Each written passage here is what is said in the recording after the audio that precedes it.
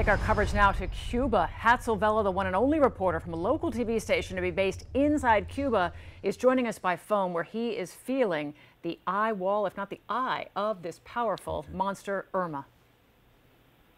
Lori, I can tell you that since we last spoke, we have moved inland to a town called Remedios, which is about 7 miles inland. Remember, we were in Caibarin, which is a coastal town where there was a strong fear that there would be a massive storm surge. And because of the warnings from Betty and Max, concern really from their perspective about what might happen in that small town, we moved inland just to be safe. But let me give you a sense of what's happening even here in this town. Since we left Caibarin, we noticed the wind had picked up, and here in Remedios, the wind has consistently been steady, strong. We hear the rumblings of the wind, and the rain, although not strong, has also been consistent. Not a soul in sight here in Remedios. This is a larger town in a sense. The structures are heftier. They can withstand more, and so we have decided to move inland because of that. Again, the concern here in northern central Cuba is the coastal flooding because of Irma. And Hatzel, we are looking at some video of that's coming out of Cuba, but there's also a piece of video that seems to be catching everyone's attention on Patrick Ottman. When exactly was that happening, those storms going through and that heavy wind really going through? Gusts that they witnessed, and I know this because my colleagues, not only Patrick, but fellow reporters from the Associated Press were out there when it happened exactly, and they described it as this big gust of wind that really knocked everyone out of their space. They described the strong winds and the rain, and at that point it was pretty consistent. But then, for some reason, it just ended. There was a lull for quite some time, and it's now just picking up. Again, what you saw in that video with Patrick was around, I would say, 7 o'clock when we first started feeling the intensities, really the outer bands of Irma.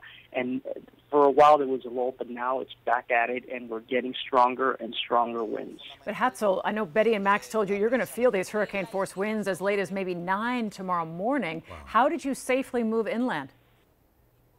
We were able to get in the car. At this point, the winds are strong, but not strong enough.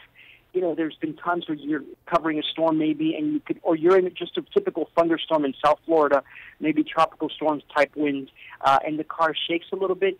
And not the case here. The storm is not strong enough for that. So we were able to drive on the only road that connects Remedios to Caibarin. But I can tell you, already on that road, which is a very narrow road, there's tree limbs really everywhere.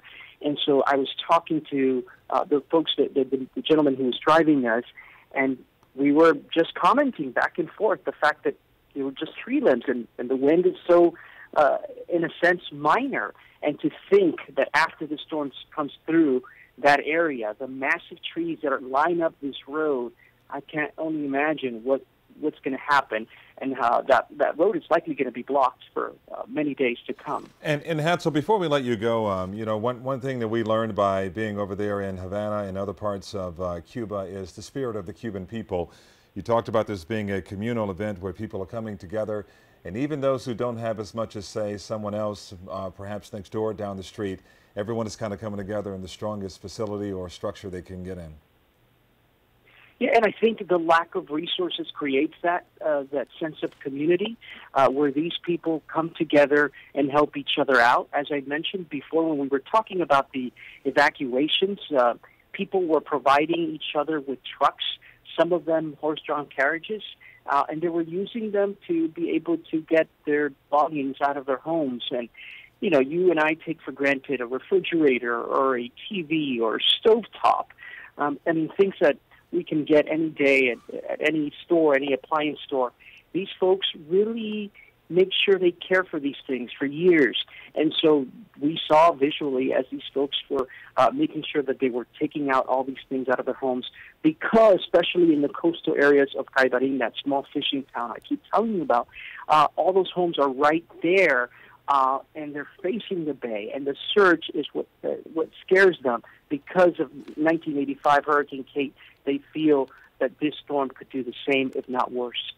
Well, we're so glad you've moved inland to Remedios, but we know this eye is right over northern Cuba, right where you are, Hatzel. So we'll check back in with you as often as we can. Stay safe, and thank you for joining us.